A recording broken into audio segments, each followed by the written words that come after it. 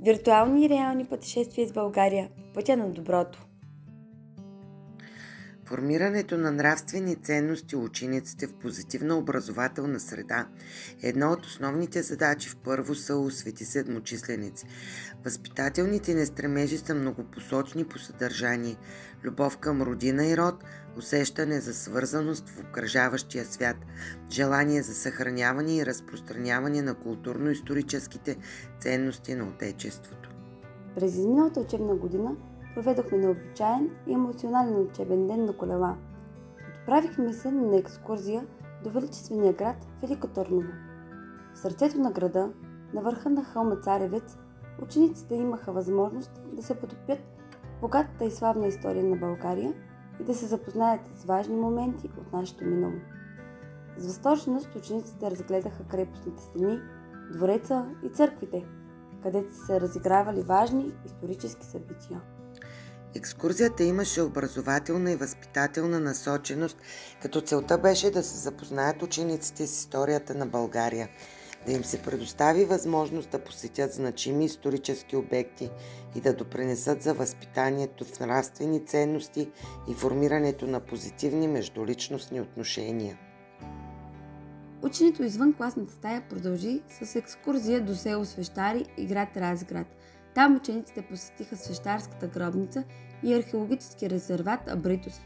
Екскурзията се проведе съвместно с ученици от випуска, което допълнително допринесе за формирането на междуличностните отношения между деца от различни паралелки. Станахме свидетели на детско поведение, включващо различни форми на общуване: избор на партньор, пораждане на симпатии, групиране, възникване на взаимоотношения. Всичко това способства за формирането на социалната зрялост на ученика. В класната ни стая учениците работят в малки и големи групи, в които се подкрепят и си помагат. Учат се да общуват с доброта и уважение, да се изслушват. Държи се на приятелското отношение и по този начин се посаждат семенцата на екипната и сътворческата работа. Изключително успешно практикувахме и обръщането на ролите в часовете. В какво се състои практиката? Ученик се избира тема, свързана с учебното съдържание. Подготвя се вкъщи и прави презентация, която включва информация за животни, природни явления, исторически забележителности, спорт и други. Въпроси към съучениците, обяснения на непознатите думи. Ученикът, който представя темата, изцяло влиза в ролята на учител. Уверяваме ви, че това са незаменими моменти и красиви спомени за нашите възпитаници. Споделят ни го хиляди пъти и се гордеят с постиженията си. А сега ви представяме Виктория. Тя ще ни разкаже за Хаджи Ангеловата къща.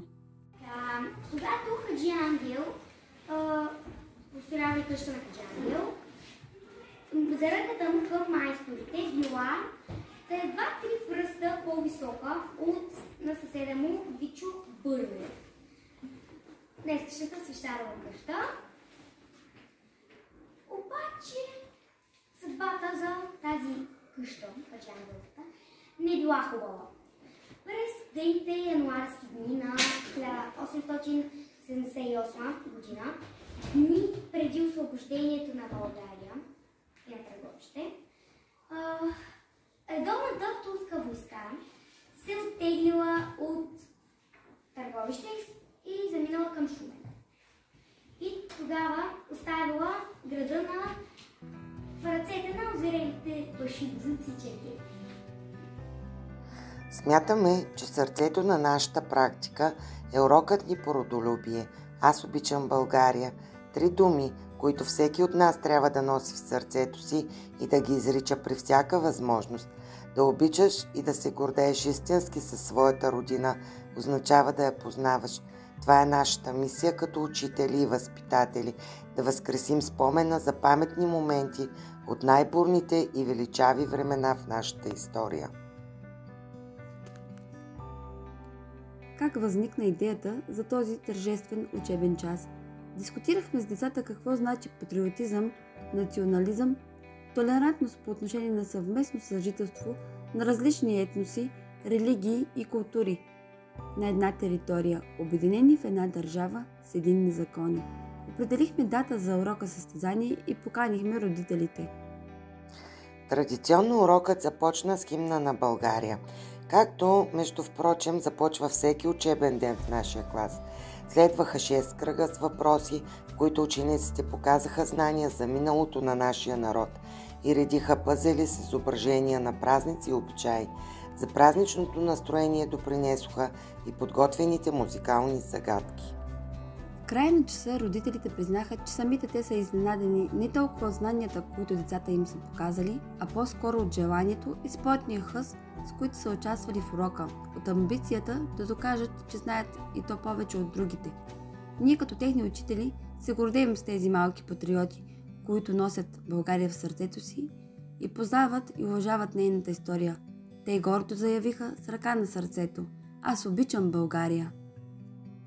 Включването на родителите в дейностите на класа стимулира учениците ни да бъдат по-уверени, да развият творческия си потенциал и да формират нравствени и общочовешки ценности чрез различни форми на взаимодействие.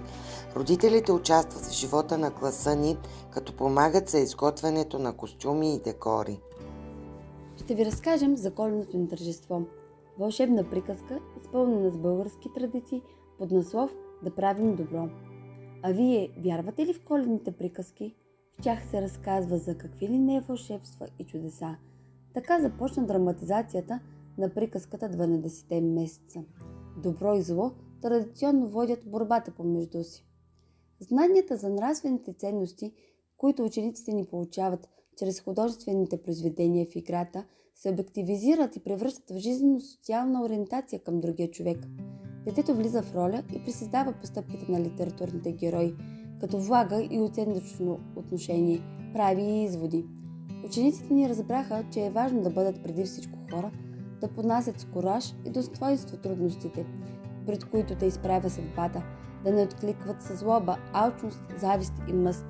Най-важното не е просто в щастливия край на историята, а в дългото пътешествие, осеяно с трудности, което те прави по-добър, по-разбиращ, по-внимателен с околните, накратко по-добър човек. Използването на разнообразни форми на взаимодействие с ученици и родители в нашата практика води до изграждане на добродетели от децата. Развитието им е видимо и са на високо ниво. Учениците са спокойни и по-уверени в това, което правят. Забавляват се и преживяват уроците.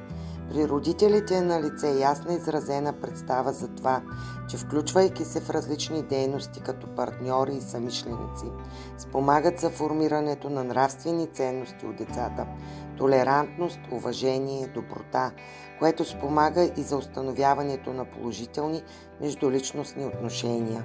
Усмивките и неизчерпаемата енергия на нашите ученици ни зареждат с оптимизъм, дават ни вяра, че расте достойно поколение и ни вдъхва сили да продължим с ентусиазъм изпълнението на благородната ни мисия.